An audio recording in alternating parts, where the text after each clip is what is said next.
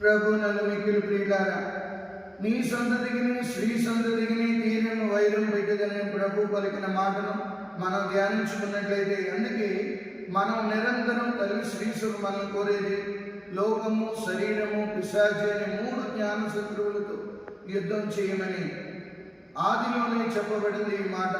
కావున అది మనం ధ్యానిస్తున్నాం. తల్లి మరియను ఎంతో గౌరవపూర్వకంగా ప్రభు యోహాను గారికి అప్పచెప్పి ఉన్నారు. ఆ తల్లిని అప్పగించిన తర్వాత యోహాను తన ఇంటికి తీసుకువెళ్ళిన రీతిగా అదే కల్వరి కొండ మీద ఓ భక్తుడు అంటాడు, మరియ తల్లి పశువుల సారలో యేసు ప్రభుకి జననమిస్తే రెండవ విషయం ఏంటంటే, మరియ తల్లి కల్వరిగిరిలో సకల మానవాళిని పురుడు పోసుకొని తన బిడ్డలుగా హక్కును చేర్చుకుంటుంది అంటున్నారు. కానీ మరియ తల్లి గురించి అనేక మంది అనేక రకాలుగా మాట్లాడుతుంటారు.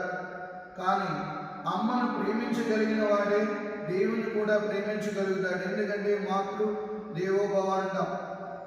కావున ప్రభువునందు ప్రియులారా, ఈనాడు తల్లిని ప్రభు మనకు అప్పచెప్పి ఉన్నారు కాబట్టి ఒక్క నిమిషం మనం ధ్యానించుకున్నట్లయితే మన తల్లిని ఏ రీతిగా గౌరవిస్తున్నాం.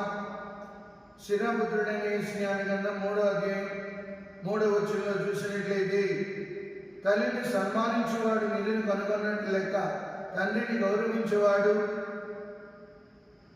దీర్ఘాయుష్మంతుడు, తల్లిదండ్రులు ప్రేమించేవాడు తన పాపాలకు ప్రాయశ్చిత్తం చేసుకుంటున్నాడు అని రాయబడి ఉంది. కావున ఈ శిలువలో 3వ మాట, అమ్మా ఇదిగో నీ కుమారుడు, కుమారా ఇదిగో నీ తల్లి. మరి మానవులకి మరియు తల్లిని, మానవాళ్ళకి మరియు